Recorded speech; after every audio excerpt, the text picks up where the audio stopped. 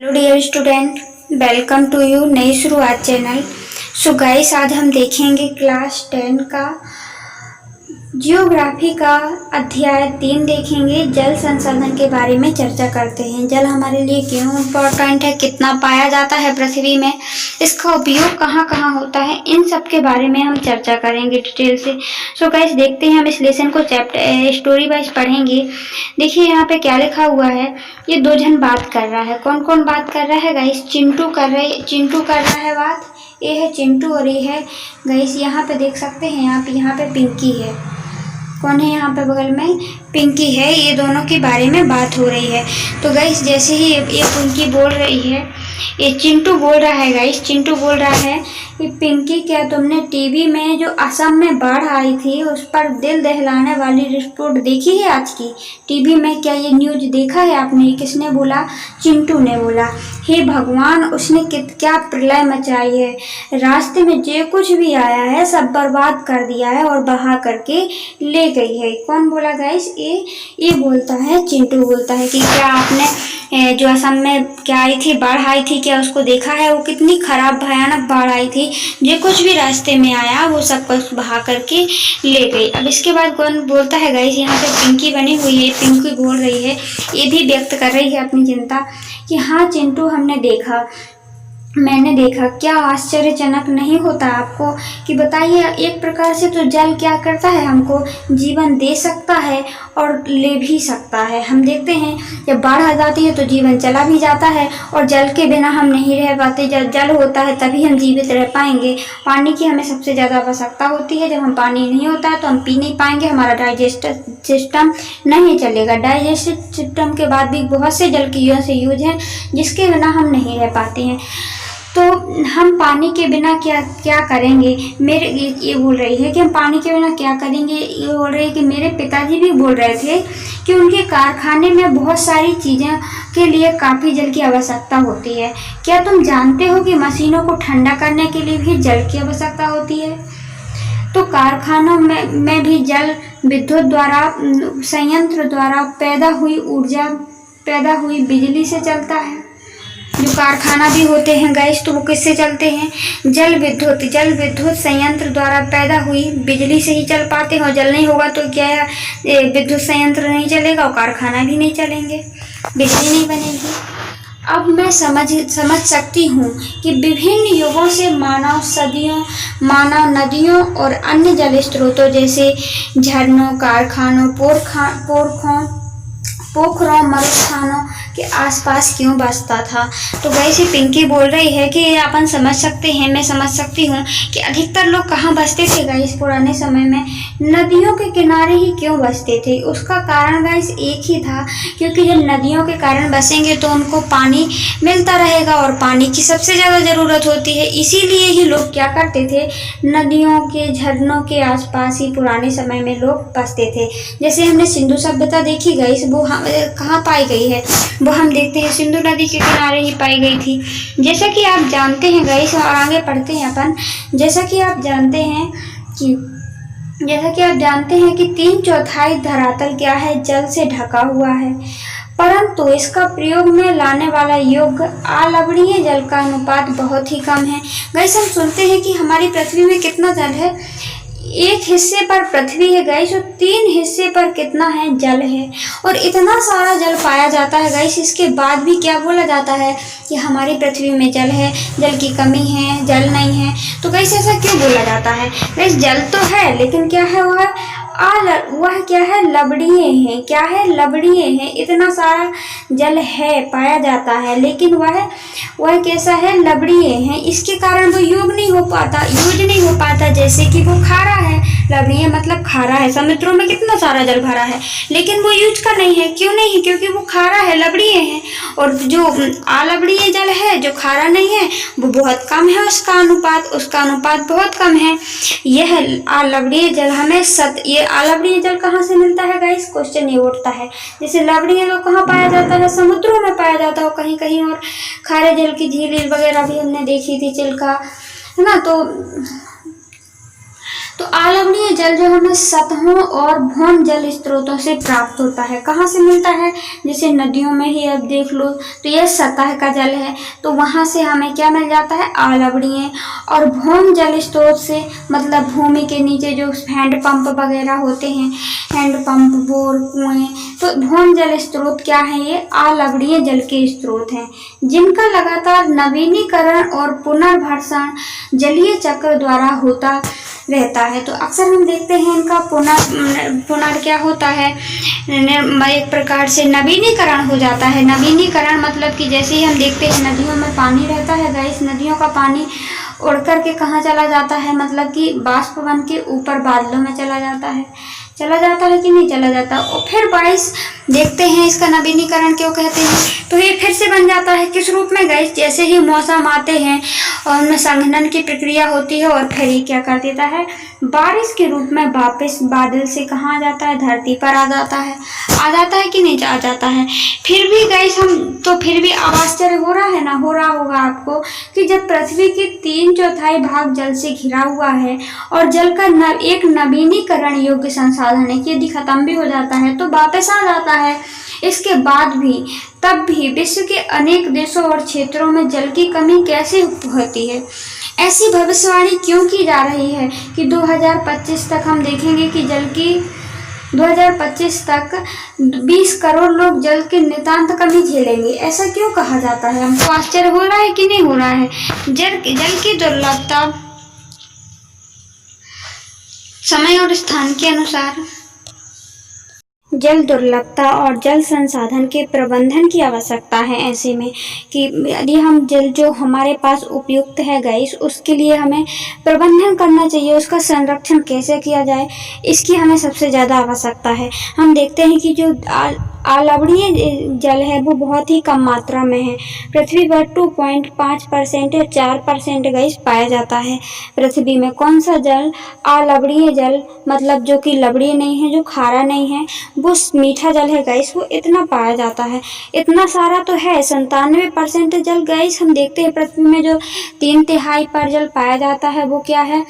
वो गाइस समुद्र तो भरा है लेकिन वो यूज करने योग्य नहीं है। क्यों नहीं है गाइस? हम देखते हैं कि वहाँ पे वो जल कैसा होता है, वो जल वो लवणीय होता है, वो खारा होता है। कितना गाइस?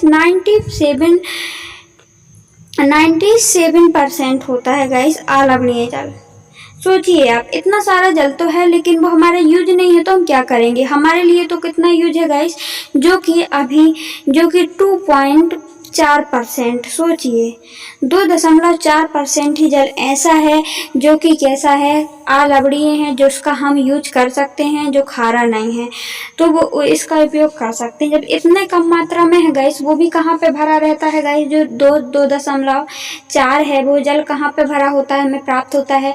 वो भूमि के द्वारा जो हैंड पंप है उनसे मिल जाता है, या फिर सतही जल होता है जो कि नदियों में भरा हुआ होता है। साथ में गाइस हिम है, बर्फ है, उनमें रहता है ये जल। तो गाइस इसके लिए हमें क्या करना चाहिए? उसकी भंडारण की जरूरत है। ऐसे में हमें ये बात होती है कि प्रबंधन किया जाए, उसका संरक्षण किया जाए जो जल है। तो हम देखते हैं जल का विशाल भंडार, इसके नवीनीकरण और योग्य गुण के होते हुए यह सोचना भी मुश्किल है कि हमें जल दुर्लभता का सामना करना पड़ सकता है। कि हम देखते हैं नवीनीकरण और योग्य गुणों के होते हुए जल में, इसके बाद जल में क्या होता है गाइस? एक नवीनीकरण का गुण पाया जाता है कि मतलब जैसे ही हम देखते हैं बाष्प के रूप में जो ऊपर चला जाता है बादलों में जल, तो उसको बारिश के द्वारा हम प्राप्त तो कर सकते हैं। इसके बाद भी हमें क्या होता है? जल की दुर्लभता को देखते हुए हम देखते हैं जैसे ही जल की कमी की बात की जाती है तो हमारे मन में कहाँ की बात आती है कि राजस्थान में कैसी जल की प्रॉब्लम है, वहाँ पे हमेशा सूखा पड़ता रहता है, वहाँ पे कोई जल क्या होता है? जो बारिश भी होती है तो पूरी जगह एक सी तो है नहीं है, उसका वितरण कैसा है गाइस? असमान है। तो असमानता होने के कारण गाइस हम देखते हैं कि नवीनीकरण का गुण जो पाया जाता है उसके बाद भी जल की कमी पड़ सकती है। क्यों पड़ सकती है? क्योंकि हमने ये पता कर लिया कि उसकी बारिश है जो वो सब जगह एक सी नहीं होती है, उसमें असमानता है।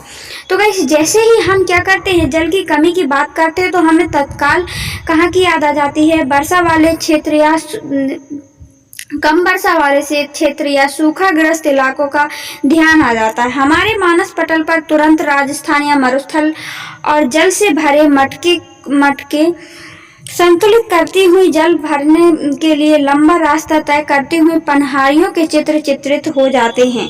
यह सच है कि वार्षिक वर्षा और मौसमी परिवर्तनों के कारण जल संसाधन की उपलब्धता में बहुत ही ज्यादा क्या है गाइस, समय और स्थान के अनुसार उनमें विभिन्नता है। कि क्या है गाइस, जैसे ही हम देखते हैं कि बारिश तो होती है सब जगह, लेकिन उनमें विभिन्नता पाई जाती है। कहीं पर ज्यादा होती है बारिश, कहीं पे ज्यादा बारिश होने के कारण बाढ़ आ जाती है, और कहीं पे ज्यादा कम होती है जिसके कारण क्या हो जाता है, सूखा पड़ जाता है।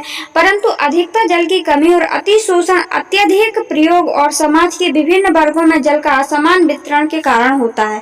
तो गाइस ऐसा क्यों होता है, हम देखते हैं कहीं कमी और कहीं पे ज्यादा हो जाती है। इसका असंतोष क्या है, असमान वितरण है और अति शोषण है। जल की कोई लोग ज्यादा दुरुपयोग करते हैं और कोई जल के लिए गैस लंबी कतार लगाए हुए खड़े रहते हैं गैस मटके भरने के लिए ओनली। देखिए आप इन चित्रों में आप देख सकते हैं, डायोग्राम में देखिए आप ये कितनी लंबी लाइन लगी हुई है, और ये आप देख सकते हैं इनके लिए कितनी प्रॉब्लम है और उनके कितने दूर से जल ले जा रही हैं। देखिए पहाड़ बना हुआ है बीच में और ये आकर के अपना जल ले जा रही हैं, तो गैस इनके लिए कितनी प्रॉब्लम होती है। तो इसका कारण एक ही है गैस। तो और यहाँ पे देखिए ये बाढ़ के कारण गैस यहाँ पे बढ़ा जा रहा है, सब कुछ बह रहा है, इतनी प्रॉब्लम हो रही है। तो इसका कारण ये है कि हम देखते हैं कि हमारा असमान वितरण है और कोई जल का दुरुपयोग करता है, कोई जल के लिए तरसता है। तो ये मतलब ये हो रहा है। तो इसके लिए हमारा एक ही उपयोग होता है कि जहाँ पे जल पाया जाता है उसको संसाधन को गैस जहाँ पे जितना जैसे यहाँ सूखा वाले स्थान पे उसको प्रबंधन करके रखा जाए, उनको भर के रखा जाए, सुरक्षित किया जाए, वितरण का परिणाम हो सकता है। तो गैस हम देखते हैं आगे असमान वितरण है। यह संभव है कि किसी क्षेत्र में प्रचुर मात्रा में जल संसाधन होने के बावजूद भी वहां जल की दुर्लभता हो सकती है। हम देखते हैं कहीं कहीं पे जल के संसाधन तो बने हुए, कुएं तो बने हुए हैं गाइस, लेकिन वहां पे पानी नहीं है, उनमें पानी नहीं निकल रहा है।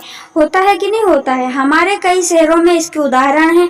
अतः जल दुर्लभता अत्यधिक बढ़ती जनसंख्या और उसके परिणाम स्वरूप जल की बढ़ती मांग और उसके असमान वितरण के परिणाम हो सकते हैं। कि जल की जो दुर्लभता है गाइस उसका कारण क्या है कि बढ़ती जनसंख्या, इसका कारण क्या है, बढ़ती जनसंख्या के साथ साथ उनमें बढ़ती जल की मांग और असमान जल का वितरण का परिणाम हो सकता है। यदि जल में दुर्लभता पाई जाएगी तो उसका कारण गाइस यही हो सकता है। जैसे कि जल अधिक जनसंख्या के लिए घरेलू उपयोग में ही नहीं बल्कि अधिक अनाज उगाने के लिए भी चाहिए होता है। हम देखते हैं जल का उपयोग गैस ओनली घर के लिए काम के उपयोग में नहीं, काम में तो होता ही है, घर के काम में, साथ ही गैस हमें किसके लिए जरूरत होती है, इसके लिए बस नहीं अटकता हमको जल, इसके लिए जरूरत बस नहीं होती घरेलू उपयोग के लिए, बल्कि हम देखते हैं कि अधिक अनाज उगाने के लिए भी लोग जल का अति शोषण करते हैं। अतः अनाज का उत्पादन बढ़ाने के लिए जल संसाधनों का अति शोषण करके ही सिंचित क्षेत्र को बढ़ाया जाता है। हम देखते हैं जहाँ पे भूमि डली हुई है गैस, वहाँ पे भूमि नहीं उग रही है जल की कमी से, तो हम देखते हैं उन पे हैंडपंप लगा के, मतलब कि हैंडपंप नहीं मतलब पाइप लाइन बिछा करके भी क्या कर रहे हैं लोग, उस क्षेत्र को सिंचित बना रहे हो। जब सिंचित बनाएंगे गैस तो बहुत ज्यादा जल लगेगा कि नहीं लगेगा। और शुष्क क्षेत्र ऋतु में भी हम देखते हैं कि खेती की जाती है। जैसे कि हम देखते हैं कि गर्मियों में भी गैस वहाँ पे पानी नहीं होता है, इसके बाद भी खेती की जाती है। तो गैस हम देखते हैं कि हमारे लिए घरेलू उपयोग के साथ साथ मशीनों, फैक्ट्रियों, कितने में काम में नहीं आता जल, सबके लिए जल की जरूरत होती है। कृषि सिंचित कृषि का जल का सबसे ज्यादा उपयोग होता है। हम देखते हैं कि हमारे जो कृषि में गैस सबसे ज्यादा उपयोग में होता है जल लगता है। जो कृषि सिंचित क्षेत्र हैं उनमें सबसे ज्यादा जल लगता है। घरेलू उपयोग में तो लगता ही है, वो तो कम मात्रा में लगेगा, लेकिन सबसे ज्यादा जल किस में उपयोग होता है गैस, सिंचित क्षेत्र में। पर सिंचाई के द्वारा मतलब कि किसी भी भूमि को में फसल उगाते हैं तो उसमें बहुत ज्यादा जल लगता है। शुष्क कृषि तकनीक को सूखा प्रतिरोध फसलों का विकास द्वारा अब कृषि क्षेत्र में क्रांति लाने की आवश्यकता है। तो कैसे हम देखते हैं कि जैसे सूखा पड़ता है, शुष्क खेती होती है, तो वहां पे भी प्रतिरोधी फसलों के विकास द्वारा, जैसे कि हमें उसकी प्रतिरोधी फसल उस समय नहीं बोनी चाहिए, कृषि तकनीकी तथा सूखा प्रतिरोधी फसलों का विकास में अब क्रांति लाने की आवश्यकता है। मतलब इनका कहने का मतलब है गाइस, जैसे कि जहाँ पे कम जल है तो वहाँ पे वही वाली फसल बोना चाहिए ना। मतलब कि जिसमें ज़्यादा जल नहीं लगता है, जैसे धान गेहूं में ज़्यादा जल लगता है कि नहीं लगता। लेकिन हम देखते हैं कि सोयाबीन की फसल होती है तो उस इलाके में ऐसी फसलों को उगाया जाना चाहिए। किस इलाके में गाइस? जहाँ पे जल कम है और जहाँ जल की अधिकता है, तो हमें उसी फसल को उगाना चाहिए, जिससे कि हमें ज़्यादा सिंचाई करना ना पड़े और ज़्यादा जल का क्या ना हो, दुरुपयोग ना हो। आई होप आपको क्लियर हो गया होगा। आगे देखते हैं, आपने टेलीविजन में विज्ञापनों में देखा होगा कि बहुत से किसान खेती पर अपने निजी कुएं, नलकूप और जिनमें सिंचाई के उत्पादन को बढ़ा रहे हैं। हम देखते हैं गाइस, विज्ञापन हो या टेलीविजन हो या रेडियो में तो बहुत बताया जाता है कि बहुत से किसान क्या कर लेते हैं, अपनी गाइस दिनचर्या वो खेती करने के लिए क्या बहुत सारे कुएं वगैरह खोद लेते हैं। कुओं के साथ साथ गाइस क्या कर लेते हैं, वो बोर वगैरह कर लेते हैं, नलकूप लगा लेते हैं और जिससे सिंचाई करके भी वो अपनी फसल को उत्पादन को क्या कर सकेंगे, इस बढ़ा सकें। परंतु आपने सोचा है कि ये जो बार बार गाइस हर जगह थोड़ी थोड़ी दूरी पे क्या किए जा रहे हैं, कुएं खोदे जा रहे हैं, बोर किया जा रहा है। तो एक प्रकार से धरती को क्या छेदा जा रहा है, किया जा रहा है कि नहीं चल रहा है। इसका परिणाम क्या आप जान सकते हैं कि इसका कारण भूम जल क्या हो जाएगा। जो भूमि के नीचे का जल है गाइस, उसका जल स्तर क्या हो जाएगा, नीचे गिर सकता है और लोगों के लिए जल की उपलब्धता में बहुत कमी हो जाएगी और भोजन सुरक्षा खतरे में पड़ जाएगी। हम देखते हैं कि हमें भोजन भी फिर नहीं मिल पाए, खतरे में पड़ जाएगी। क्यों पड़ जाएगी? क्योंकि देख रहे हैं अपन जगह जगह पे कुएं खुदाई जो हो रही है, तो उसके कारण क्या होगा, जल बहुत ज्यादा नीचे चला जाएगा क्योंकि वहां का जल ले लिया जाता है। और जैसे ही जल नीचे चला जाएगा गाइस, तो उससे क्या होगा कि अपना भोजन ही व्यवस्था खतरे में पड़ जाएगी। स्वतंत्रता के बाद हम भारत में निजी औद्योगिक और शहरीकरण, अभी तो हमने देखा कि जल कहाँ लग रहा था गाइस, कि खेती में लग रहा था, कृषि में लग रहा था। लेकिन हम देख रहे हैं कि उद्योगों में क्या कम जल नहीं लगता क्या? उद्योग होते हैं, जो औद्योगिकरण होता है गाइस, जो उसमें फैक्ट्रियां चलती हैं, तो क्या बिना जल के चलती हैं क्या? उनमें भी तो जल लगता है। और शहरीकरण का विकास हुआ है गाइस, तो अवसर प्राप्त हुए हैं। स्वतंत्रता के बाद भारत में तेजी से औद्योगिकरण और शहरीकरण हुआ है और विकास के अवसर प्राप्त हुए। हम देखते हैं जैसे ही स्वतंत्रता हमें 1947 के बाद देखते हैं, तो हम देख रहे हैं 1955 में, 56 में गाइस, 54 तो क्या औद्योगिकरण हुआ। कहीं और ब्रिटेन की सहायता से हमारे यहाँ उद्योग लगाए गए गाइस, तो कहीं हम देखते हैं रूस की सहायता से लगाए गए, तो कहीं चीन की सहायता से। तो भारत में भी क्या औद्योगिकरण और शहरीकरण हुआ। लोग शहरों में बसना स्टार्ट किए और बहुत, क्योंकि शहरों में उनको मजदूरी मिल जाती थी, मतलब उनको बेरोजगार लोगों को रोजगार मिल जाता था। तो शहरीकरण का विकास हुआ और इससे विकास भी बहुत ज़्यादा हुआ। हम देखते हैं विकास के अवसर प्राप्त हुए। आजकल के हर जगह बहुराष्ट्रीय कंपनियां बड़े बड़े औद्योगिक घराने के रूप में फैली हुई हैं। हम देखते हैं बहुत से राष्ट्रों की जो कंपनियां हैं गाइस, तो वो फैली हुई हैं, एक देश से दूसरे देश कहीं भी लगा देते हैं। उद्योगों की बढ़ती हुई संख्या के कारण जो लवणीय जल है गाइस, जो हम पीने योग्य जल है, जो अलवणीय जल है, लवणीय नहीं, समुद्रों का जल नहीं, मतलब जो अलवणीय है, जो कि पीने योग्य है, मीठा जल है, तो जल संसाधनों पर दबाव बढ़ रहा है। जैसे ही औद्योगिकरण हो रहा है गाइस, फैक्ट्रियां लग रही हैं, कहूँ बहुराष्ट्रीय कंपनियां क्या कर रही हैं, उद्योग खोल रही हैं, तो उसमें जो पीने योग्य जल है, अलवणीय जल है, उसमें बहुत ज़्यादा दबाव पड़ रहा है। उद्योगों को अत्यधिक जल के अलावा उनको चलाने के लिए ऊर्जा की भी आवश्यकता होती है। हम देखते हैं उद्योगों में अत्यधिक जल के अलावा क्या होता है, उनके लिए ऊर्जा की आवश्यकता पड़ती है और इसको काफी हद तक पूर्ति गाइस कहाँ से होती है, जल विद्युत से होती है। हम देखते हैं जल विद्युत से इसमें बहुत ज्यादा पूर्ति होती है। उसमें भी जल लगता है कि नहीं लगता है, जो मतलब एक तो गाइस ऐसे ही जल लगता है और साथ में उनको चलाने के लिए गाइस ऊर्जा की आवश्यकता होती है। और ऊर्जा कहाँ से बनाई जाती है, जल विद्युत के द्वारा बनाई जाती है। जल से बिजली बनती है कि नहीं बनती है। वर्तमान समय में भारत में जल विद्युत का लगभग 22% भाग जल विद्युत से प्राप्त होता है। गाइस हम अभी देखें तो हमें जो विद्युत बिजली प्राप्त बन रही है गाइस, तो अभी भी हम देखते हैं कि 22% जो भाग है गाइस, वो हमें जल विद्युत मतलब जल से बनी हुई बिजली ही प्राप्त हो रही है। इसके अलावा शहरों में बढ़ती संख्या और जनसंख्या तथा शहरी जीवन शैली के कारण न केवल जल और ऊर्जा की आवश्यकता की बढ़ोतरी हुई है, अपितु इससे संबंधित समस्याएं और भी गहरी हुई हैं। यदि आप शहरों का आवास समिति कॉलोनियों पर नजर डालें तो पाएंगे कि उसके अंदर जल की पूर्ति के लिए नलकूप स्थापित किए गए हैं। इसमें कोई आश्चर्य नहीं है। शहरों में जल संसाधन का अतिशोषण हो रहा है, इनकी कमी होती जा रही है। तो गाइस हम देखेंगे, एक तो गाइस इस उद्योग के कारण क्या हुआ, और जल का वैसे भी उपयोग हो रहा है कि नहीं हो रहा।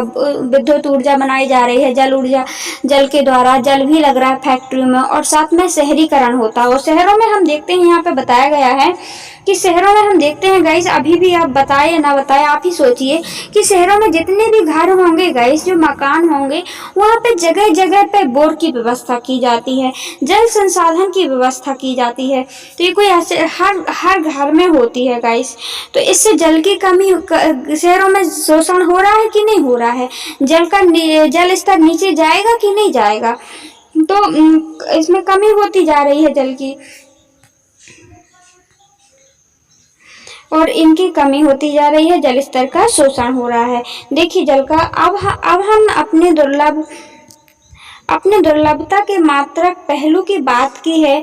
आओ हम ऐसी स्थिति के बारे में विचार करें जहां लोगों की आवश्यकता के लिए काफी जल संसाधन है, परंतु फिर भी इन क्षेत्रों में जल की दुर्लभता है। यह दुर्लभता जल को खराब गुणवत्ता के कारण हो सकती है। पिछले कुछ वर्षों में यह चिंता का विषय बनता जा रहा है कि लोगों की आवश्यकता के लिए प्रचुर मात्रा में जल उपलब्धता होने के बावजूद भी घरेलू औद्योगिक अपशिष्ट रसायनों, कीटनाशकों और कृषि में प्रयुक्त उर्वरकों द्वारा प्रदूषित है और मानव का उपयोग के लिए खतरनाक है। तो गाइस हम देखते हैं, अभी तो हमने देखा कि कैसे उसका मैनेजमेंट होना चाहिए, फालतू में जल को नहीं फेंकना चाहिए।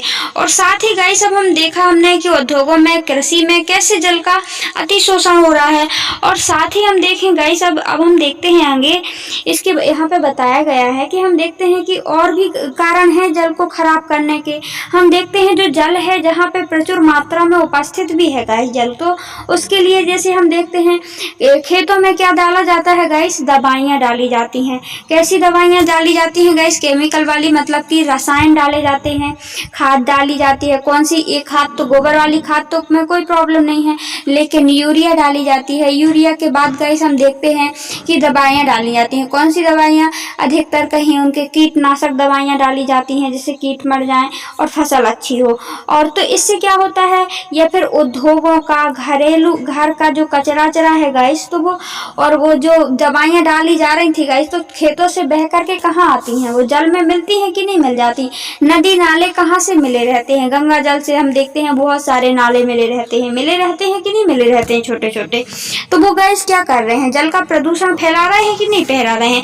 और वो उसका उपयोग गाइस बहुत ज्यादा हमें क्या असुरक्षा देगा और हमको प्रॉब्लम खड़ी कर सकता है। गाइस इसकी समस्या आप देख सकते हैं, यहाँ पर भी यहाँ लिखा हुआ है क्या है, भारत में भी इसकी समस्या बहुत ज्यादा हो रही है। भारत में बहुत सारी नदियाँ क्या कर रही हैं, विशेषकर छोटी जैसी सरिता नदी है, जहरीली धाराओं में परिवर्तित हो गई है। अब क्या होगा, जो छोटी छोटी नदियाँ हैं गाइस, जैसे ही अपन खेतों में कीटनाशक डालते हैं, यूरिया डालते हैं और जो जहरीले पदार्थ डालते हैं गाइस, या नदी नाले जो घरों का गाइस जो कचरा बहा करके नाले होते हैं, वो अधिकतर कहाँ से मिला दिए जाते हैं, नदियों से मिला दिए जाएंगे। और गाइस ये नदियों में तो इसी के कारण उनकी धाराएं कैसी हो गई हैं, जहरीली हो गई हैं। और साथ ही बड़ी नदियों में भी, जैसे गंगा नदी है, यमुना नदी भी, कोई भी शुद्ध नहीं है। हम देखते हैं इनमें भी बहुत सारा कचरा डाल दिया जाता है। बढ़ती जनसंख्या और कृषि के आधुनिकीकरण, नगरीकरण, औद्योगिकीकरण का भारत की नदियों में अत्यधिक दुष्प्रभाव हो रहा है। हर दिन गहराता जा रहा है, मतलब ये दुष्प्रभाव गाइस हम देखते हैं प्रदूषण का हर दिन गहराता जा रहा है। इसमें संपूर्ण जीवन गाइस खतरे में है। इन्होंने किसने लिखा था? द सिटीजन्स फैक्ट रिपोर्ट के अनुसार CSE 1999 की बात ये कही गई है। सो अब हम देखते हैं आगे गाइस। आपने अनुभव कर लिया होगा कि समय की मांग है कि हम अपने जल संसाधनों का संरक्षण और प्रबंधन करें, स्वयं को स्वास्थ्य और संबंधी खतरों से बचाएं, खाद्यान्न सुरक्षा, अपनी आजीविका, उत्पाद क्रियाओं की निरंतरता और सुनिश्चित करें और हमारे प्राकृतिक परितंत्रों में निम्नीकरण से बचाएं। जल संसाधन के अति शोषण और कुप्रबंधन से इन संसाधनों का ह्रास हो सकता है और परिस्थितियों में संकट पैदा हो सकती है जिनका हमारे जीवन पर भी क्या दुष्प्रभाव हो सकता है। गाइस अभी तो हम देख रहे थे कि जल की बहुत कमी हो रही है, कितनी प्रॉब्लम हो रही है कहीं कहीं, और जहाँ जल है गाइस तो वहाँ पे क्या हो रहा है देखते हैं अपन। जो जल भी हम पीते हैं तो वो खराब होता है गाइस, किससे? जहाँ जल आता है गाइस हम देखते हैं नदियों कितना ज्यादा प्रदूषण हो रहा है कि नहीं हो रहा है, और जल का ह्रास हो रहा है। तो हम जो खाना खा रहे हैं वो भी उसमें खाद वाला खाना आ रहा है। हमारी आजीविका जो चल रही है गाइस तो वो भी हमारे देख रहे हैं कि वो भी प्रदूषित है। इसके कारण क्या हो रहा है? बहुत ज्यादा गाइस बीमारियां बढ़ रही हैं, स्वास्थ्य खतरे में है। मानव का हो रहा है कि नहीं? स्वास्थ्य में बहुत ज्यादा खतरे हो रहे हैं। आगे देख, बहुउद्देशीय नदी परियोजना और समन्वित जल संसाधन प्रबंधन, इसके बारे में देखेंगे गाइस। क्या है बहुउद्देशीय नदी परियोजनाएं बनाई गई हैं हमारे देश में। बहुत सारी गाइस परियोजनाएं आती हैं नदियों के लिए, और समन्वित जल संसाधन का जिनमें प्रबंधन होता है। जो गाइस विभिन्न प्रकार के जल संसाधन होते हैं उनको बांध बना के रोक लेना, और ऐसे जैसे कि बांध बना देना, नहर बना देना। उसमें क्या होता है? नहरों में अधिकतर क्या होता है, जो गाइस बहता हुआ जल है उसको रोक लिया जाता है, जिससे कि आगे खतरा भी नहीं होता है। एक जगह रोक लिया जाता है तो क्या होता है, जैसे बाढ़ की समस्या भी जल्दी नहीं आती है, और जब ज्यादा पानी गिर जाता है तो उसमें डैम बना दिए जाते हैं। तो उसमें क्या होता है कि जल संसाधन का प्रबंधन कर दिया जाता है जल का एक प्रकार से। जब बाढ़ आती है तो उसको खोल दिया जाता है जिससे कि वो पानी बाहर निकल जाता है। तो ये होता है गाइस मतलब जल संसाधन का प्रबंधन। आगे हम इसको पढ़ लेते हैं। देखिए, हम जल संसाधन का प्रबंधन कैसे करें। पुरातात्विक, वैज्ञानिक, ऐतिहासिक अभिलेख दस्तावेज बताते हैं कि हमने जैसे कि प्राचीन काल से सिंचाई के लिए गाइस क्या होता था, पत्थरों और मलबे से बांध, जलाशय, झीलों, तटबंधों, नहरों जैसी उत्कृष्ट जलीय कृतियां बनाई जाती थीं। पहले भी प्राचीन काल में क्या होता था गाइस, जैसे जल को इकट्ठा यदि करना है, उनको सिंचाई के लिए जल चाहिए है कुछ के लिए, तो वो लोग क्या कर लेते थे, जल को बांध लेते थे, जलाशय बना लेते थे, झीलों का निर्माण कर लेते थे, जिससे कि बरसे हुए जल को क्या किया जाए, एक जगह पर एकत्रित किया जाए और बाद में उसका उपयोग किया जाए। तो देखिए, प्राचीन समय में जलीय कृतियां आप देख सकते हैं इस प्रकार की अपने माइंड में जल की कृतियां दिखाई देती हैं। प्राचीन समय में भी इस प्रकार की कुछ ऐसी थी, जैसे कि ईसा शताब्दी के पहले इलाहाबाद के नजदीक श्री गंभीरा से गंगा नदी की बाढ़ से जल को सुरक्षित रखने के लिए एक उत्कृष्ट जल संग्रहण तंत्र बनाया गया। मतलब देखिए, ऐसे यदि अपन जलाशय बना लेते हैं उससे इकट्ठा जल कहीं जाता नहीं है, यहाँ भर जाता है, तो इसका जल का यूज भी हो जाता है गाइस कुछ समय के बाद। और यदि गाइस यही जल बह करके जाएगा तो कहीं ना कहीं बाढ़ तो उत्पन्न करेगा जब ज्यादा हो जाता है। तो दोनों समस्याओं से उसमें छुटकारा मिल गया, एक तो बाढ़ भी नहीं आएगी और दूसरा क्या हो जाएगा, इस जल का उपयोग हो जाएगा। तो गाइस हम पुराने समय में ये बहुत ज्यादा हम ऐसे देखते थे कि जल का कैसे प्रबंधन किया जाता था। जैसे चंद्रगुप्त के समय पे क्या होता है गाइस, चंद्रगुप्त के समय पे हमने देखा था कि बृहद बांध और झील सिंचाई तंत्रों का निर्माण करवाया गया था। जैसे चंद्रगुप्त राजाओं ने क्या करते थे गाइस कि बांधों का निर्माण कर लेते थे, जलाशयों का निर्माण कर लेते थे, जिससे कि गाइस वो लोग उस जल का यूज कर लेते थे। बाद में गर्मियों का जैसे ग्रीष्म ऋतु आती थी, जल की कमी होती थी और जल का यूज हो जाता था। साथ में सिंचाई में भी इस जल का उपयोग किया जाता था। इसी प्रकार गाइस आपने सुना होगा कि कलिंग और उड़ीसा के नागार्जुन कोंडा आंध्र प्रदेश में जो बनाए गए हैं गाइस बांध, बोरनूर कर्नाटक में पड़ता है, और कोल्हापुर महाराष्ट्र में उत्कृष्ट सिंचाई का एक तंत्र था। एक उत्कृष्ट सिंचाई के लिए साधन बनाए जाते थे। आपने समय की सबसे बड़ी कृत्रिम झील में से एक है गाइस। उस समय की गाइस हम देखते हैं प्राचीन समय की सबसे कृत्रिम झील हमारे यहाँ ही कौन सी, मध्य प्रदेश के भोपाल में गाइस 11वीं शताब्दी में एक झील का निर्माण किया गया था, भोपाल झील जिसे कहा जाता है। 14वीं शताब्दी की बात कर लें गाइस तो तब भी इल्तुतमिश था उस समय। कितने टाइम पुराने की बात है गाइस, इल्तुतमिश था जब दिल्ली में शरीफ फोर्ट का में जल सप्लाई के लिए हौज खास एक विशिष्ट तालाब का निर्माण करवाया था गाइस इल्तुतमिश ने, इस प्रकार का। सो गाइस हमने देखा कि बांध बहते हुए जल को रोकने और दिशा को देने या बहाव कम करने के लिए खड़ी की गई बाधा है और आमतौर पर यह जलाशय झील जल भरण बनाती है। बांध का अर्थ है जलाशय के लिए जलाशय से लिया जा सकता है, जिसके ढांचे से अधिकतर बांधों को एक ढलवा हिस्सा होता है जिसके ऊपर से या अंदर से जल रुक करके लगातार बहता है। बांधों का वर्गीकरण की संरचना और उद्देश्यों की सिंचाई के अनुसार किया जाता है। संरचना और उसमें उपयुक्त पदार्थों के आधार पर बांधों को लकड़ी के बांध, तटबंध बांध या पक्का बांध के अलावा कई उप वर्गों में बांटा जाता है। गाइस कई प्रकार के बांध बनाए जाते हैं। ऊंचाई के अनुसार बांधों को बड़े बांधों का मुख्य बांध या नीचे माध्यम के बांध को उच्च बांधों में वर्गीकृत किया जा सकता है। गाइस हम देखते हैं मतलब ये बांधों की बात की गई है इस वाले टॉपिक में कि बांध कैसे बनाए जाते हैं। कई प्रकार के बांध होते हैं, कोई बहुत ज्यादा बड़ा होता है, कोई छोटा होता है, कोई माध्यम होता है। देखिए स्वतंत्रता के बाद क्या होता है, स्वतंत्रता के बाद शुरू की गई समन्वित जल संसाधन प्रबंधन उपागम पर आधारित बहुउद्देशीय परियोजना क्या होती है गाइस, कोई भी हम देखते हैं जल का स्रोत बना दिया जाता है, उसमें बहुउद्देश्य होते हैं उसके हम देखते हैं और उसमें बहुत से राष्ट्र का जैसे नर्मदा सागर बांध, उसमें ज्यादातर मध्य प्रदेश यूज करता है उसका पानी और बिजली बनाई जाएगी गाइस। और जैसे अभी बहुउद्देशीय परियोजनाओं और बड़े बड़े बांध नए पर्यावरणीय आंदोलन जैसे नर्मदा बचाओ आंदोलन, टिहरी बांध आंदोलन के कारण भी बन गए हैं। तो गाइस बहुउद्देशीय परियोजनाएं जो होती हैं गाइस, एक बांध बनाने के बहुत सारे उद्देश्य होते हैं, तो उसमें गाइस हम देखते हैं कहीं ना कहीं नुकसान भी होता है और कहीं कहीं सही भी रहता है। तो गाइस हम देखते हैं यदि बांध अपन ऐसे स्थान पर बना सकते हैं जहाँ पे आबादी ज्यादा ना हो, लोगों को नुकसान ज्यादा ना हो, लाभ ज्यादा हो, तो ही अपने बांध बनाने का उद्देश्य सही होता है। वरना क्या मतलब। तो गाइस हमने इसमें बहुत सारे आंदोलन भी देखे हैं, जैसे नर्मदा में बांध बनाने की बात हो रही है गाइस, तो उसमें भी गाइस गुजरात में क्या हो रहा है, नर्मदा बचाओ आंदोलन चलता है नहीं चलता है, बाबा आमटेकर और वो है।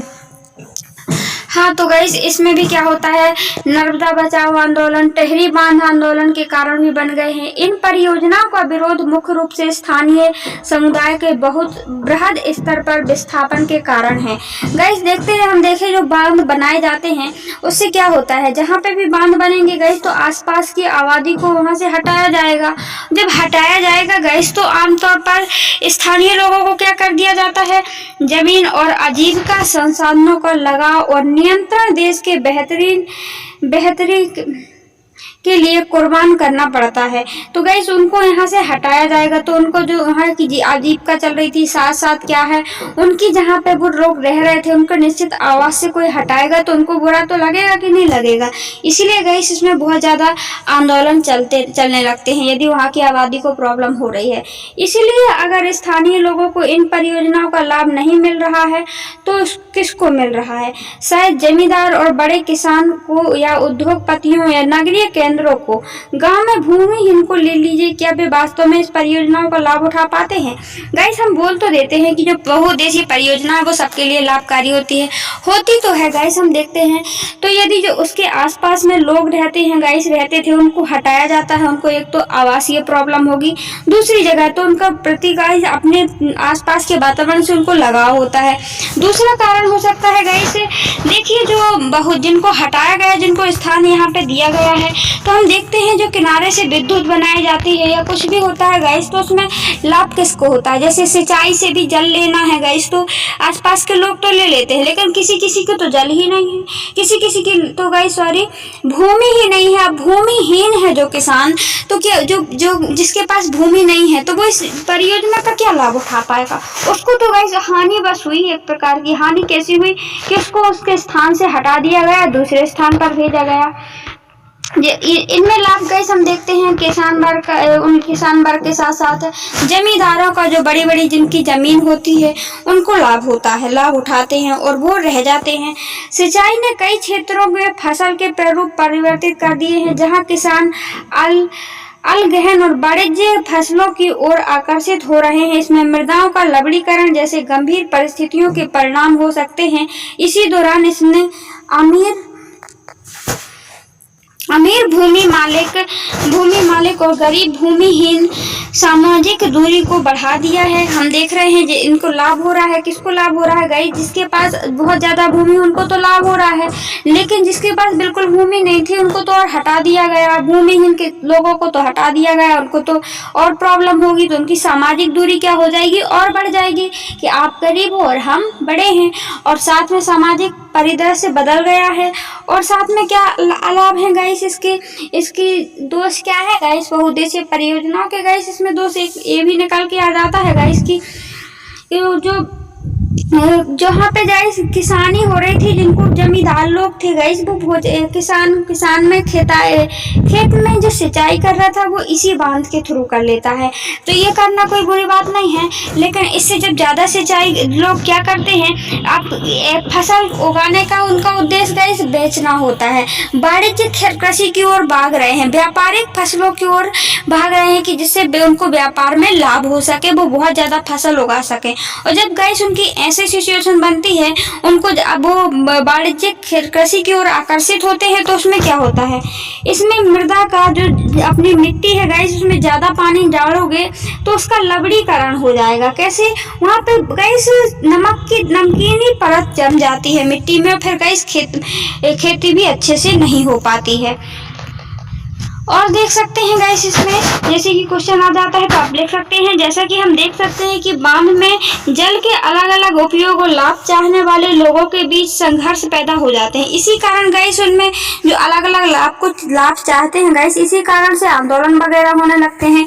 जैसे गुजरात में साबरमती बेसिन में सूखे के दौरान नगरीय क्षेत्रों में अधिक जलापूर्ति देने पर परेशान किसान उपद्रव पर उतारू हो गए और बहुउद्देशीय परियोजनाओं के लागत और लाभ के बंटवारे को लेकर अंतर्राज्यीय झगड़े आम होते जा रहे हैं। हम देख रहे हैं जो नर्मदा में परियोजना है गाइस, उसमें भी झगड़े पे उतर आते हैं, लोग अपने अपने लाभ की बात करते हैं। तो इसमें क्या होता है, उपद्रव हो जाता है और बहुउद्देशीय परियोजना को अंतर्राज्यीय बना दिया जाता है। मतलब कि हम देखते हैं वो 2-3 राज्यों से, जैसे नर्मदा नदी है वो 3 राज्यों से जुड़ी हुई है। एक तो गाइस राजस्थान से जुड़ी है, राजस्थान उसको लाभ भी राजस्थान को भी मिलेगा। राजस्थान के बाद गाइस मध्य प्रदेश में जैसे लाभ बट गया है गुजरात में। तो 3-4 उद्देश्य में इसका जल जाएगा बहुउद्देशीय परियोजना का, जो नर्मदा बचाओ में। और हानि भी गाइस बहुत लोगों को होगी, इसीलिए तो गाइस नर्मदा बचाओ आंदोलन चल रहा है। क्या आप जानते हैं कि कृष्णा गोदावरी विवाद की शुरुआत महाराष्ट्र सरकार द्वारा कोयन पर जल विद्युत परियोजना के लिए बनाकर जल की दिशा में परिवर्तन कर कर्नाटक और आंध्र प्रदेश द्वारा आपत्ति जताए जाने से हुई है। इनमें से इन राज्यों में पड़ने वाले नदी निचले स्तर में जल प्रवाह कम हो जाएगा और कृषि उद्योगों में विपरीत असर पड़ेगा। सो गाइस हम जैसे कि आपने सुना होगा कि यहाँ पे कृष्णा और गोदावरी विवाद चल रहा है। किनके मध्य चल रहा था? महाराष्ट्र और आंध्र प्रदेश। महाराष्ट्र एक साइड था, आंध्र प्रदेश और कर्नाटक के बीच। अब वो लोग दिशा परिवर्तन कर रहे हैं कि हमारे साइड भी पानी आना चाहिए। तो इससे क्या होगा, बहुत सारे लोग आपत्ति जता रहे हैं, जैसे आंध्र प्रदेश के लोग, आंध्र प्रदेश और कर्नाटक, क्योंकि वो चाहते हैं उनकी दिशा परिवर्तित कर दिया जाए जिससे उनको भी उसका लाभ मिले। और गाइस जब नीचे प्रवाह उस साइड होगा तो उसमें बहुत से लोगों को परेशानी भी होगी और सही भी रहेगा।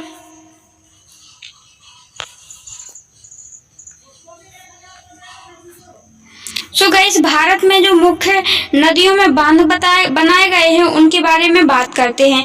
देखिए आप, जैसे ये है सलाल पाकिस्तान है, ये सिंधु नदी जा रही है गाइस सलाल प्रोजेक्ट के तहत, परियोजना के तहत गाइस इन नदियों के बीच क्या एक परियोजना बनाई गई थी, जिसके तहत विभिन्न मतलब ये 3 देशों में इनका पानी जाता है, सिंधु नदी का, और जो सिंधु नदी है, ये झेलम नदी है, चिनाब नदी है, रावी ब्यास सतलज का, और रावी ब्यास सतलज का, ये 3 नदियों का हमारे यहाँ आता है। और इनका गाइस कुछ पानी ज्यादातर यहाँ जाता है, कहाँ, पाकिस्तान में जाता है, 80% के समथिंग पे जाता है, और 20% इन नदियों का, सिंधु, झेलम और चिनाब का भारत में मिलता है। लेकिन रावी ब्यास सतलज, ये वाली 3 नदियों का पानी भारत में 80% रहेगा, और ये 20% कहाँ पे चला जाता है, पानी पाकिस्तान को बढ़ जाता है। टेहरी बांध देखिए आप, यहाँ पे ये टेहरी बांध बना हुआ है, इसमें जो टेहरी बांध परियोजना लागू की गई, इसमें अपने ही देश में विभिन्न राज्यों के लिए लागू की गई थी। एक क्या है, गंगा नदी परियोजना। देखिए कंटक बेल राणा प्रताप सागर परियोजना कहाँ पे है गाइस, ये राजस्थान में पड़ती है। गांधी सागर परियोजना भी गाइस राजस्थान में है, जिसमें कि गांधी सागर में चंबल का ही तो जा रहा है, जो हमारे मध्य प्रदेश से होकर के गुजरती है नदी, वहाँ का। और एक है सरदार सरोवर बांध परियोजना, ये कहाँ पे बनाई गई है गाइस, गुजरात में है, जो कि हमारी नर्मदा नदी का जल ही जाता है जिसमें। और ये है हीराकुंड बांध परियोजना कहाँ बनाई गई है गाइस, ओडिशा में पड़ती है। देखिए यहाँ पे ये तिलैया, कोनार, रेहंद, ये सब परियोजनाएं हैं गाइस, आप देख सकते हैं मैप में। गोदावरी बांध परियोजना देखिए, ये है प्रवारा, ये है कोयना, इसकी बात चल रही थी। तुंगभद्रा में, मैटूर में। तो गाइस ये बांध परियोजनाएं थी जो इसके बारे में अपन ने बात की। सो गाइस यहाँ देख सकते हैं, ये है कहाँ पे, कावेरी नदी पर बनाई गई है मैटूर। ये पेरियार परियोजना कहाँ पर है गाइस, ये तमिलनाडु पर पड़ती है। तो इस प्रकार नागार्जुन, देखिए ये है नागार्जुन सागर बांध परियोजना, ये आंध्र प्रदेश में जिस पर जल जा रहा है, बांध बनाया गया है। तो गाइस ये रही भारत की मुख्य परियोजनाएं। नदी परियोजनाओं पर उठी अधिकतर आपत्तियों उनके उद्देश्य में विफल हो जाने पर है। यह एक विडंबना है कि जो बांध बाढ़ नियंत्रण के लिए बनाए जाते हैं, उनके जलाशयों में तलछट जमा होने से भी बाढ़ आने का कारण बन जाते हैं। कि अत्यधिक वर्षा होने की दशा में तो बड़े बड़े बांध भी कई बार क्या हो जाते हैं, बाढ़ नियंत्रण में असफल रहते हैं। जब ज़्यादा वर्षा होती है गाइस, तो क्या होता है कि वो भी बाढ़ नियंत्रण नहीं कर पाते हैं। कैसे नहीं कर पाते, जब ज़्यादा बाढ़ आएगी गाइस, ज़्यादा वर्षा होगी, तो वो भी बांध कैसे नियंत्रण कर पाएंगे। जब बहुत ज़्यादा जल गिरेगा तो बांध भर जाएंगे, और बांध भर जाएंगे तो आगे तो उनको जल को निकालना ही पड़ेगा, नहीं तो फिर वो आसपास के इलाके में जल भर जाता है। तो ऐसा होता है। जैसे आपने गाइस पढ़ा होगा कि 2006 में महाराष्ट्र में और गुजरात में भारी वर्षा के दौरान बांध से छोड़े गए जल की वजह से भी बाढ़ आ जाती है। जैसे हम सोचते हैं गाइस, बोल देते हैं कि हाँ बाढ़ कुछ हद तक तो नियंत्रण करते हैं बाढ़, लेकिन गाइस क्या हो जाता है, जब बहुत ज़्यादा वर्षा होती है, जब बांध भर जाते हैं, तो उनके गेट क्या कर दिए जाते हैं, खोल दिए जाते हैं। और जब गेट खोल दिए जाएंगे तो वहाँ से क्या हो जाएगा, पानी निकलना शुरू हो जाता है। क्या होता है, पानी निकलना शुरू हो जाता है। जब बांध से पानी निकलने लगता है, तो इससे जब पानी जा रहा है बांध का, जहाँ भी जाएगा तो वहाँ बाढ़ मचाएगा। होगी कि नहीं होगी। बाढ़ की स्थिति और भी विकट की गई है। इन बाढ़ों से न केवल जान और माल का नुकसान हुआ है, अब तो बृहद जल स्तर पर मृदा के अपरदन भी हुआ है। गाइस जब ज़्यादा मृदा का जल स्तर हो जाता है, मृदा में जल ज़्यादा चला जाता है सिंचाई के तौर पर या किसी भी तौर पर गाइस बाढ़ के कारण, तो उससे मृदा क्या होने लगती है, जब एकदम से कहीं से पानी आता है गाइस, तो उससे क्या होता है, उससे भी क्या होता है, अपरदन होता है मृदा को बहा करके ले जाता है।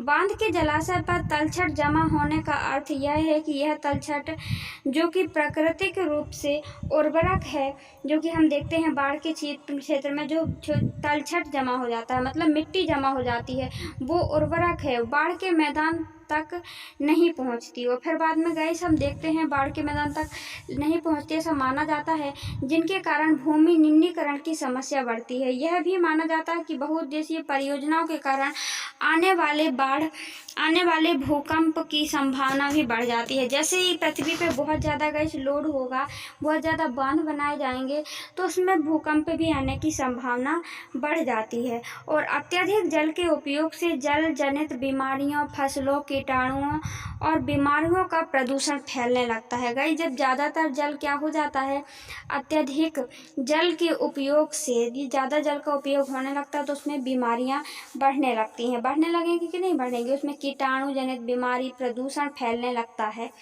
जब लोग ज़्यादा नालियों में जल बहाएंगे, एक्स्ट्रा डालेंगे, चाहे जहाँ हो जाएगा, तो हम देखते हैं वहाँ मच्छर हो जाता है कि नहीं हो जाता है, प्रदूषण फैलने लगता है। वर्षा जल संग्रहण, अब पढ़ते हैं अपन वर्षा जल संग्रहण के बारे में। वर्षा का जल को कैसे संग्रहण किया जाए। बहुत से लोग का मानना है कि बहुउद्देशीय परियोजनाओं के अलाभप्रद असर और उन पर उठे विवादों के चलते वर्षा जल का संग्रहण तंत्र और उनके सामाजिक आर्थिक परिस्थितियों तौर पर व्यवहार्थ विकल्प हो सकता है। तो गैस बहुत से लोग क्या कहते हैं कि वर्षा जल का संग्रहण किया जाए तो उसमें गैस जो विवाद हो रहे हैं, जो कि बहुउद्देशीय परियोजना ना बनाई जाए, तो जो सामाजिक आर्थिक रूप से देखें तो वर्षा जल का यदि संग्रहण किया जाए तो ये दूसरा विकल्प हो सकता है कि जिससे कि अब जैसे बांध बनाए जाते हैं गैस, तो वहाँ के आवासीय लोगों को ज़्यादा प्रॉब्लम होती है। और यदि वर्षा के जल को ही यदि अपन संग्रह करके रखते हैं, सुरक्षित करते रखते हैं, तो उसमें कोई प्रॉब्लम नहीं होती है। तो गैस आगे देखते हैं। प्राचीन समय में उत्कृष्ट जलीय निर्माणों के साथ साथ जल संग्रहण के ढांचे भी पाए गए हैं। जैसे कि हम प्राचीन समय ही देख लें गैस, जैसे मोहनजोदड़ो का जलाशय देखा था हमने, उसमें क्या था, उसमें वर्षा के जल को संग्रहण किया जाता था कि नहीं किया जाता था। अभी भी हम देखें तो बहुत सी पद्धतियाँ ऐसी थी जो कि वर्षा जल के संग्रहण से संबंधित थी, ढांचे थे। लोगों को वर्षा पद्धति, मृदा के गुणों के बारे में गहरा ज्ञान था। उन्होंने नवीन परिस्थितियों की उनकी जल की आवश्यकता के अनुसार वर्षा जल, भौम नदी जल, बाढ़ और जल संग्रहण के अनेक तरीकों को विकसित किए हुए थे। पहाड़ी पर्वतों क्षेत्रों में लोगों ने गुल अथवा कुल जैसी वाहिकाएं नदी की धारा का रास्ता बदलकर खेतों में सिंचाई के लिए बनाई हैं। पश्चिमी भारत, विशेषकर राजस्थान में पीने का जल एकत्रित करने के लिए छत में जो वर्षा होती है गैस, उसका जल संग्रहण का तरीका का आम था। वहाँ पे वर्षा का जल को क्या कर लिया जाता था गैस, देख सकते हैं यहाँ पे राजस्थान में यदि जल जो छत में आता है गैस, तो छत में जल को क्या कर लिया जाता था, संग्रहित कर लिया जाता था, जिससे कि हैंडपंप के द्वारा फिर बाद में उसी जल को गैस यूज कर लिया जाता था। पश्चिम बंगाल में बाढ़ के मैदान में लोगों ने खेतों की सिंचाई के लिए गैस बाढ़ की वाहिकाएं, जो बाढ़ में वाहिकाएं आ जाती हैं गैस, वाहिकाएं बनाते हुए शुष्क और अर्ध शुष्क क्षेत्रों में खेतों में वर्षा जल को एकत्रित करने के लिए गड्ढे बनाए हुए थे। इकट्ठे भर लिया जाता था पानी को। वहाँ पे भी जैसे ही वर्षा होती थी तो उनको खेतों में वो लोग क्या कर लेते थे, गड्ढे बनाए हुए थे, ताकि मृदा को सिंचित किया जा सके और जिससे कि मृदा पानी में अपन लगा सकें, खेत फसल को अच्छी कर सकें और संरक्षित जल को खेती के लिए उपयोग किया जा सके। ये पश्चिम बंगाल की बात है। राजस्थान के जिले में जैसलमेर में खदीन और अन्य क्षेत्रों में जोहड़ इसके उदाहरण हैं। राजस्थान के अर्ध शुष्क क्षेत्रों और शुष्क क्षेत्रों को विशेषकर बीकानेर या फिर फ्लौदी और बाड़मेर में लगभग हर घर में पीने का पानी संग्रहित करने के लिए भूमिगत टैंक अथवा टांका हुआ करते थे। इनका आकार एक बड़े कमरे जितना हो सकता है और फौलादी में घर के 6.1 मीटर गहरा और 4.27 मीटर लंबा और 2.44 मीटर चौड़ा टका होता था। टका के बारे में इसमें बात की है फौलादी में, ठीक है ना। इस प्रकार राजस्थान में क्या कर लिया जाता था, जल को गैस गड्ढे बना लिए जाते थे और उसको जो वर्षा का जल है उसमें भर लिया जाता था।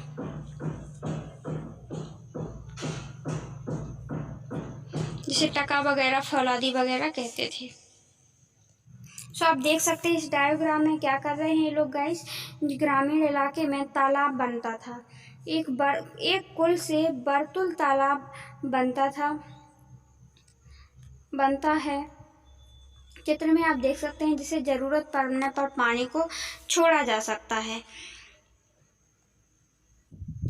तो आप देख सकते हैं यह दुख की बात है कि आज पश्चिमी राजस्थान में छत वर्षा जल संग्रहण की रीति इंदिरा गांधी नहर ने उपलब्ध 12 मासी पेयजल के कारण कम होती जा रही है।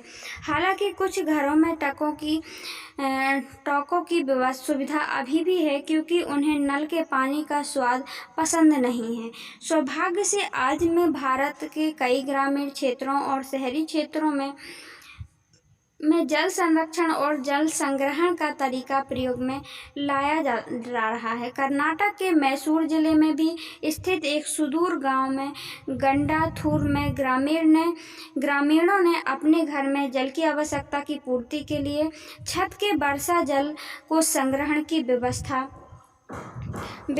हुई है।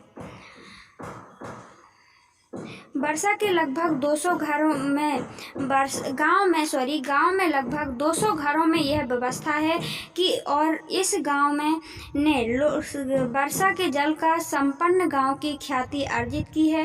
वर्षा के जल को क्या कर रहे हैं वो लोग प्रबंधन कर लेते हैं, रख लेते हैं, मतलब कि सब घरंगत लोग से अपने घरों के नीचे क्या कर लेते हैं गैस टका बना लेते हैं। घरों के नीचे नहीं गैस एक खेत वाले मैदान में गैस क्या कर लेते हैं वो लोग अपने एक मतलब कि वो खोद लेते हैं गड्ढा के रूप में और उसको जल का संग्रहण कर लिया जाता है, जिससे कि फालतू का वहाँ पे जल नहीं जाता है। तो गैस ऐसे ही गांव में लगभग 200 घरों में सोचिए यह व्यवस्था की गई। इस गांव ने जल संपन्नता की ख्याति की और इसके कारण गए सभी लोग जल से क्या है संपन्न है, उन्हें कोई प्रॉब्लम नहीं है जल से। अब गई जल का असमान वितरण रहे या कुछ भी रहे, जब वो लोग ही अपना काम क्या कर लेते हैं जल को अपना फालतू नहीं जाने देंगे, उनको सेफ्टी से रखेंगे गैस, तो वो जल खराब नहीं होगा तो वो आदमी यूज कर लेते हैं। अब वो अपने आप में संपन्न है, आत्मनिर्भर हैं जल के रूप में। यह प्रयोग किए जा रहे वर्षा जल संग्रहण और ढांचे के बारे में अधिक जानकारी के लिए चित्र 3.4 को देखें। और इस गाँव में हर वर्ष लगभग 1000 मिलीलीटर वर्षा होती है। सोचिए इतनी वर्षा होती है गाइस। और इन्होंने क्या कर लिया है इस वाले चित्र में आप डायग्राम में देख सकते हैं ये लोग क्या कर रहे हैं छत के जल को गाइस देखिए यहाँ पे ये डायग्राम को आप देखिए ध्यान से पूर्वक देखिए। ये छत जल संग्रहण थार के सभी शहरों में ग्रामीण में प्रचलित व्यवस्था है। ये लोग जल को क्या कर रहे हैं कलेक्ट करके रख लेते हैं। आप इसमें पढ़ के देखते हैं छत जल संग्रहण थार के सभी शहरों में ग्रामों में प्रचलित था। क्या था कि छत जल संग्रहण, छत से जल को संग्रहण करना। और वर्षा जल जो कि घरों में ढालू छतों में गिरता था। वर्षा का जल कहाँ गिरता था गाइस ढाल रूप में ये सतह बना देते थे और वहाँ पे इस छत में गाइस गिर जाता था। और फिर इसे पाइप के द्वारा गाइस भूमिगत टका के द्वारा अंदर ले जाते थे और जो कि मुख्य घर अथवा आंगन में बना होता था। ऊपर दिखाया गया चित्र दर्शाता है कि जल पड़ोसी छत से एक लंबे पाइप के द्वारा लाया जाता है और यहाँ पड़ोसी का छत का उपयोग वर्षा जल के एकत्र करने के लिए किया जाता है और छेद बना दिखाया गया है जिसके द्वारा वर्षा जल भूमिगत टका में चला जाता है। सो गाइस आप इस चित्र में देखिए, आप यहाँ पे अभी तो हमने पढ़ लिया क्या कर रहे हैं इस वाले चित्र में कि ये लोग छत से क्या कर रहे हैं पानी को इकट्ठा किया, फिर बाद में दूसरे छत में आया, फिर देखिए ये पाइप इन्होंने लगा दिया, पाइप के द्वारा गाइस ये पानी नीचे आ रहा है। नीचे आने के बाद गाइस यहाँ पे क्या कर देते हैं गड्ढा खोद देते हैं जिससे कि वहाँ पे पानी का कलेक्शन हो सके। ये गाइस प्रति एक घर के आंगन में ऐसा होता है। इसी प्रकार गाइस गांव में जैसे वर्षा जल को सुरक्षित रखने के साथ साथ और जल को गाइस सुरक्षित रखने, प्रबंधन करना और दूसरी समस्याओं से बचने के लिए गाइस ये सबसे अच्छी व्यवस्था मानी जाती है कि मतलब टोका के रूप में गाइस क्या कर लेते हैं वो लोग, जल को एकत्रित किया उन्होंने, जल को एकत्रित। इसी प्रकार गाइस राजस्थान में भी हमने देखा था यही चलता था। लेकिन गाइस अब जब से इंदिरा गांधी बांध परियोजना बनाई गई है तो दुर्भाग्य से ये बात आ जाती है सामने कि लोग अब ये वाली जो व्यवस्था, जल प्रबंधन की व्यवस्था को लोग भूल जाते हैं गाइस। और जब तक जल को प्रबंधन यदि अपन दुरुपयोग नहीं करेंगे तो गाइस तो वो हमें प्रॉब्लम बाद में खड़ी कर देगा, क्रिएट करेगा। इससे अच्छा हमें अपने जल को प्रबंधन करना चाहिए और जल को सुरक्षित रखना चाहिए। ये पुरानी पद्धति हमको बहुत अच्छी लगी। इससे क्या होगा, अभी जल का दुरुपयोग नहीं होगा, फालतू में जल नहीं जाएगा, और फालतू में जल जाएगा नहीं गाइस तो और बाढ़ की समस्या भी ऑटोमेटिकली ख़त्म हो जाती है। गाइस देखते हैं बांस ड्रिप सिंचाई प्रणाली क्या होती है गाइस और कहाँ होती है। देखिए मेघालय की नदियों में, मेघालय अपने पूर्व में पाया जाता है, में झरनों में जल का बांस द्वारा बने पाइप को एकत्रित करके 200 वर्ष पुरानी पद्धति प्रचलित है। मेघालय में आप देख सकते हैं गाइस, ये बांस में क्या होता है, छेद होता है। छेद से क्या कर लेते हैं ये लोग, देखिए ये बांस को लगाए हुए हैं। अब बांस से जब पानी जाएगा गाइस तो उनको जहाँ भी भेजना होगा वहीं बस पानी हो जाएगा। पेड़ की जड़ों में पानी जाएगा कि नहीं जाएगा, और फालतू पानी तो नहीं जाएगा। इससे लगभग 18 से 20 लीटर सिंचाई पानी बांस पाइप में आ जाता है तथा उसे सैकड़ों मीटर की दूरी में ले जाते हैं और अंत में पानी का बहाव 20-80 बूंद प्रति मिनट तक घटाकर पौधों में छोड़ दिया जाता है। तो गाइस इस प्रकार ये लोग सिंचाई करते हैं जिससे कि पौधों की जड़ में जितना पानी चाहिए उतना मिल जाएगा। थोड़ी थोड़ी इतने दूर तक ले जाएंगे गाइस। यदि ये सीधे पानी नदियों के बहाने ऐसे ले जाते हर जगह नाली बना के तो फालतू में पानी का दुरुपयोग होता, और एक्स्ट्रा पानी जाएगा तो भूमि भी क्या हो जाएगी, लवणीय हो जाएगी, नमक की तरह हो जाएगी, वहाँ पे उपजाऊ खत्म हो जाता है गाइस। तो आप इस प्रकार इस वाले चित्र में भी देख सकते हैं। ये गाइस मेघालय की व्यवस्था देखी थी हमने। पहाड़ी शिखरों में सदा नीर झरनों की दिशा परिवर्तित करने के लिए बांस के पाइप का उपयोग भी किया जाता है। तो गाइस जैसे पहाड़ी क्षेत्र में है पानी जहाँ जा रहा है और उनको कहीं और ले जाना है तो इनका भी गाइस ये लोग क्या कर लेते हैं, बांस के उपयोग के द्वारा जैसे ही धार आ रही है जहाँ पे वहाँ पे बांस लगा देंगे और बांस के साथ साथ पानी को दूसरी जगह वो ले जा सकते हैं। इन पाइपों में माध्यम में गुरुत्वाकर्षण द्वारा जल का पहाड़ के नीचे स्थानों तक पहुँचाया जाता है गाइस। जैसे ही अपन ऊपर पानी बह रहा है, यदि अपन नीचे लाना चाहते हैं तो वो गुरुत्वाकर्षण के कारण ऑटोमेटिकली आ जाता है, पहाड़ से नीचे आएगा। इस प्रकार की व्यवस्था होती है। देखिए ये है एक, यहाँ पे आप देख सकते हैं लोग कैसे पानी को ला रहे हैं। देख सकते हैं चित्र 2 और 3 में बांस में निर्मित चैनल से पौधों के स्थान तक जल का बहाव परिवर्तित किया जाता है। पौधे तक बांस पाइप से बिछाई गई विभिन्न जल शाखाओं में जल वितरित किया जाता है। पाइपों में जल प्रवाह इनकी स्थितियां परिवर्तित करके नियंत्रित किया जा सकता है। देखिए इनकी स्थिति को नियंत्रण करके, देखिए पेड़ के द्वारा पाइप लगे हुए हैं और ये अपनी क्या लाइन बिछाए हुए हैं ऊपर पेड़ों के पेड़ से। और गाइस ये पानी को कहीं भी ले जा सकते हैं कि नहीं ले जा सकते हैं, वहाँ पर करना है जिसको तो वो कुछ भी कर सकता है गाइस, और जिसको नहीं करना तो वो तो फिर तो अपना ही जल फेंक सकता है और कुछ नहीं कर सकता है। देखिए यदि पाइप सड़क के पार ले जाना हो तो उन्हें भूमि पर ऊंचाई से ले जाया जाता है गाइस। यदि इसलिए गाइस हम देखते हैं यहाँ पे क्या हो रहा है, ये लोग पेड़ से पाइप ले जा रहे हैं। क्यों ले जा रहे हैं गाइस, यदि इनको भूमि पर यदि ज़्यादा उतारेंगे तो उसमें क्या होगा, जैसे वहाँ की भूमि कहाँ की, जहाँ पे ये पानी ले जा रहे हैं गाइस, तो वहाँ की भूमि क्या होगी, ऊंची होगी पहाड़ के द्वारा। तो इनको ऐसे थोड़ी ना ले जाएंगे, इसी की सीधे यदि ले जाते हैं तो ज़्यादा पाइप भी नहीं लगेंगे और आसानी से पानी चला जाएगा यहाँ से। और जहाँ भी छोड़ना होगा तो उनको नीचे पाइप लगा देंगे, मतलब कि बांस लगा देंगे और वो नीचे उतर जाएगा। आई होप आपको क्लियर हो रहा होगा। देखिए और अपन देखते हैं आगे। 200 घरों द्वारा हर वर्ष गाइस लाखों लीटर जल को एकत्रित कर लिया जाता है। अब इतने सारे जल का गाइस ये लोग खुद ही प्रबंधन कर लेते हैं इन 200 घरों में गाइस। यहाँ पे ऐसा होता है जैसे मेघालय में देख लो आप, मेघालय के साथ साथ हमने अभी यहाँ पे देखा कैसे संग्रहण करते थे ये जल की व्यवस्था की। देखिए आप छत के द्वारा क्या कर रहे हैं, भूमिगत टका से टका भूमि में छेद कर लेते हैं, भूमि में ही जल को उतार लेते हैं और रख लेते हैं और अपना उपयोग कर लेते हैं गाइस। तो इससे क्या हो जाता है, बहुत ज्यादा संख्या में गाइस जल एकत्रित कर लेता है, जल का दुरुपयोग नहीं होता है। और रोचक बात तो यह है गाइस, रोचक तथ्य को और देख लेते हैं अपन।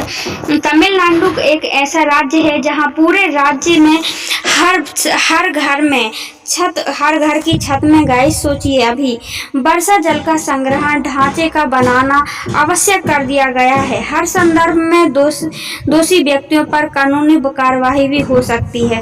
तो गाइस वहां पे क्या कर दिया गया, ये नियम ही लागू कर दिया गया है। कहाँ पे, तमिलनाडु के इलाके में जो अपने दक्षिण में पड़ता है गाइस। तो वहां पे क्या कर दिया गया कि हर घर की छत में क्या किया जाना चाहिए, वर्षा जल का संग्रहण बनाया जाना चाहिए। ऐसा घर बनाओ कि जिससे वर्षा का जल संग्रहित हो, दुरुपयोग ना हो, फालतू ना जाए। और गाइस ये कानून ही बना दिया है हर घर के लिए कि यदि आप ऐसा नहीं करते हैं तो आप दोषी ठहराए जाएंगे। सो गाइस कितनी अच्छी व्यवस्था है यहाँ पे, इसके द्वारा भी जल संग्रहण किया जा सकता है। आई होप गाइस आपको लेसन पूरे अच्छे से समझ में आया होगा। यदि आपको समझ में आया है तो कमेंट बॉक्स में कमेंट करें, लाइक करें, शेयर करें, सब्सक्राइब करें।